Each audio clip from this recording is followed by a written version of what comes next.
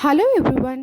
இன்னைக்கு ஜேஸ் கிச்சனில் ஹோலி ஸ்பெஷல் பன்னீர் மால்புவான்னு ஒரு நார்த் இண்டியன் ஸ்வீட்டு. இது ரொம்ப ஃபேமஸ் அண்டு டேஸ்ட்டும் சூப்பராக இருந்துச்சு. அது ப்ரொசீஜர் என்னன்னு பார்க்கலாம் வாங்க. ஃபஸ்ட்டு அதுக்கு ஒரு 200 கிராம் பன்னீர் வாங்கிக்கிறேன் கடையிலேருந்து தான்.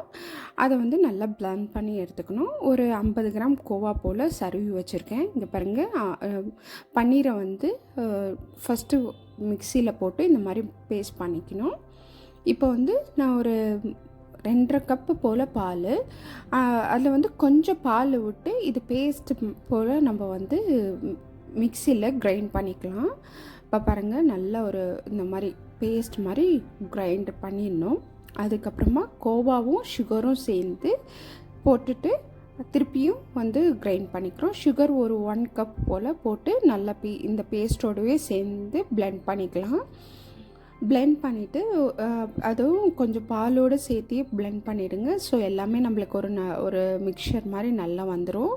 அது கொஞ்சம் தண்ணியாகவே இருந்தால் கூட ஒன்றும் ப்ராப்ளம் இல்லை. நம்ம அதுக்கப்புறம் பாருங்கள், இந்த கன்சிஸ்டன்ட்க்கு நம்ம எல்லாம் கலந்து ஒரு பவுலில் ஊற்றிக்கலாம். ஊற்றிட்டு அதுக்கப்புறம் நான் வீட் ஃப்ளார் எடுத்திருக்கேன். யூஸ்வலாக மைதாவில் பண்ணுவாங்க. வீட் ஃப்ளாரையும் எடுத்திருக்கேன், மைதாவும் எடுத்திருக்கேன். கோதுமை மாவு ஒரு 2 கப்பு போல் போட்டிருக்கேன். மைதா ஒரு கப்பு, ரவா ஒரு 1/2 கப்பு போல். ரோஸ்டட் ரவாவே எடுத்துக்கலாம். நல்லா கலந்துடணுங்க. கலந்துட்டு நம்மளுக்கு தோசை மாவு பதத்துக்கு நம்ம கலந்துக்கணும். அப்போ கொஞ்சம் கொஞ்சமாக அதுக்கு தகுந்த மாதிரி பால் ஊற்றி கலந்துக்கணும். தண்ணி ஊற்றக்கூடாதுங்க. ஃபுல்லாகவே பாலில் தான் கலக்கிறோம். இந்த மாதிரி நல்லா கலந்துக்கணும். கைவிடாமல் கலந்திங்கன்னா ஒரு மாதிரி நல்லா அந்த கட்டி விழாமல் நல்லா ஃபைன் ஸ்மூத் பேஸ்ட்டு ஆகணும். அது வரையும் கலந்துக்கணும். இப்போ பாருங்கள், கொஞ்சமாக உப்பு, சோம்பு தாங்க இந்த டிஷ்ஷில் ஹைலைட்டே கொடுக்கும், நல்ல ஃப்ளேவர் கொடுக்கும். சோம்பு ஒரு அரை ஸ்பூன் போல் நான் பெப்பர் தூள் 2த்தையும் போட்டு நல்லா கலந்துக்கலாங்க. இங்கே பாருங்கள், நல்லா இந்த கன்சிஸ்டண்ட்டுக்கு கலந்து வச்சிடலாம். கொஞ்சம் இறுகிடும். கொஞ்சம் இது ஒரு 1/2 மணி நேரம் வச்சுட்டேங்க. 1/2 மணி நேரம்லேருந்து 1 மணி நேரம் வச்சுட்டேன். அது கொஞ்சம் ரவா போட்டிருக்கிறதுனால கொஞ்சம் இருக்கும். அதுக்கப்புறமா பால் ஊற்றி திருப்பியும் நம்ம கலந்துக்கலாம். அது ஊறுற நேரத்தில் நான் ஜீரா தண்ணியை எடுத்துக்கிறேன், சுகர் தண்ணி. அது எப்படின்னா ஒரு 1.5 கப்பு போல் சுகரு, 1 கப்பு தண்ணி விட்டு இந்த சாஃப்ரானுன்றது குங்குமப்பூ, அது ஆப்ஷனல் தான். வேணும்னா நீங்கள் சேர்த்திக்கலாம். அப்படி இல்லைன்னா நீங்கள் வீட்டில் இல்லைன்னா நீங்கள் ஏலக்காய் பொடி கூட போட்டு இது நம்ம சும்மா அந்த சர்க்கரை கொதி வர வரையும் தாங்க. ஒரு கையில் அந்த பிசு பிசு தன்மை வரும் இல்லைங்களா, அவ்வளோ தூரம் இருந்தால் போதும். ரொம்ப அந்த கம்பி பதமோ அந்த மாதிரியெல்லாம் தேவையில்லை. சும்மா கை ஒட்டுற அளவு பிசுன்னு ஆன உடனேக்கிறோம் ஆஃப் பண்ணிடலாம். ஒரு கொதி இப்போ பாருங்கள், நல்லா கலந்து விட்டுக்கலாம். கைவிடாமல் கலருங்க, இல்லைன்னா கீழே அது கேரமலைஸ்ட் ஆகிடும், அப்புறம் நல்லா இருக்காது. இந்த ஜீரா கைவிடாமல் இந்த மாதிரி கலந்து விட்டுட்டு இங்கே பாருங்கள், இந்த குங்குமப்பூ கலரெல்லாம் நல்ல ஃப்ளேவர் கொடுக்கும். நல்லா கைவிடாமல் கலந்துக்கோங்க. அப்போ ஒரு கொதி வந்த உடனே ஆஃப் பண்ணிடலாம். அது வரையும் கொஞ்சம் வெயிட் பண்ணலாம். பாருங்கள், நல்லா கொதி வர ஸ்டேஜு, இது நுர கட்டுது. கொஞ்சம் கைவிடாமல் கலந்துக்கலாம். ஸோ அந்த குங்குமப்பூவெல்லாம் பாருங்கள் இன்னும் கொஞ்சம் பிசுன்னு ஆகணும். அதனால் நான் வெயிட் பண்ணுறேன். இப்போ எனக்கு கை அந்த பிசுன்னு ஆகிடுச்சு, ஆஃப் பண்ணிட்டேன். இந்த டிஷ்ஷு நெய்யில் தான் பொரிப்பாங்க. ஸோ அது ஷாலோ ஃப்ரை மாதிரி தான் வச்சுக்கோங்களேன்.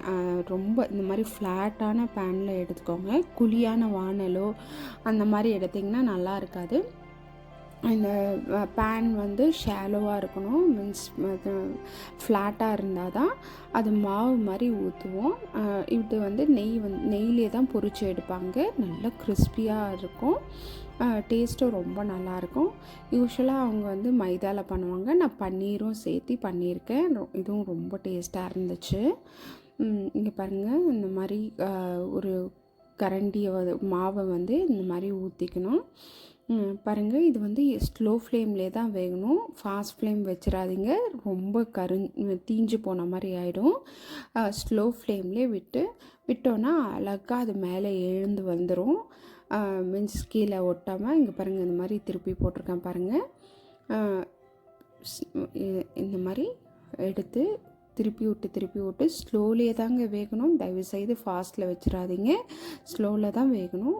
ஃபாஸ்ட்டில் வச்சா ஃபுல்லாக தீஞ்சிரும். ஏன்னா நம்ம வந்து பன்னீர், கோவா எல்லாமே பால் தானே போட்டிருக்கோம், அதெல்லாம் சீக்கிரமாக குக் ஆகிடும். அதனால் பாருங்கள், இந்த நம்ம வந்து அதிரசத்தையெல்லாம் பண்ணுவோம் இல்லைங்களா, அழுத்துவோம்ல, அந்த மாதிரி இது ரெண்டுத்தையும் எடுத்து இந்த மாதிரி அழுத்தி பிழிஞ்சிட்டு அதுக்கப்புறம் அதை வந்து நம்ம ஜீரோ வாட்டர் இருக்குது இல்லைங்களா, தண்ணி ஸ்வீட் சிரப் இருக்குது இல்லைங்களா, அதில் வந்து போட்டுடணும். அதில் ஒரு 2-3 மினிட்ஸ் போல் இருக்கட்டும். இந்த மாதிரி 2 பக்கமும் வந்து இந்த மாதிரி திருப்பி விட்டுருங்க. திருப்பி விட்டுட்டு ஒரு 2-3 மினிட்ஸ் அந்த சிரப்பில் தான் இருக்கணும், சுகர் சிரப்பில். பாருங்கள், நல்லா கிறிஸ்பியாக இருக்குது பாருங்கள் பார்க்கவே. இதுவே எங்கள் வீட்டில் பிள்ளைங்க வந்து சிரப்பில் போடாமே நல்லா சாப்பிட்டாங்க. இப்போ பாருங்கள், இந்த மாதிரி அது 2-3 மினிட்ஸ் ஆனோடனே எடுத்து மேலே வந்து பிஸ்தா நட்ஸை வந்து போட்டு சர்வ் பண்ணிக்கலாங்க. ரொம்ப எம்மியாக இருக்கும். இதுக்கு மேலே வந்து நான் ரப்டியும் பண்ணேன். ரப்டி எப்படி பண்ணுறதுன்னு வந்து நான் இன்னொரு வீடியோவில் சொல்கிறேன். ரப்டியோட அந்த இதை வந்து சுட சுட சாப்பிடும்போது ரொம்ப டேஸ்டியாக இருந்துச்சு. எங்கள் வீட்டில் எல்லாருக்கும் பிடிச்சது. உங்களுக்கு இந்த வீடியோ பிடிச்சிருந்ததுன்னா லைக், ஷேர் அண்ட் கமெண்ட் பண்ணுங்கள். பெல் ஐக்கானும் கிளிக் பண்ணிவிடுங்க, சப்ஸ்கிரைபும் பண்ணிவிடுங்க. Happy Holi friends.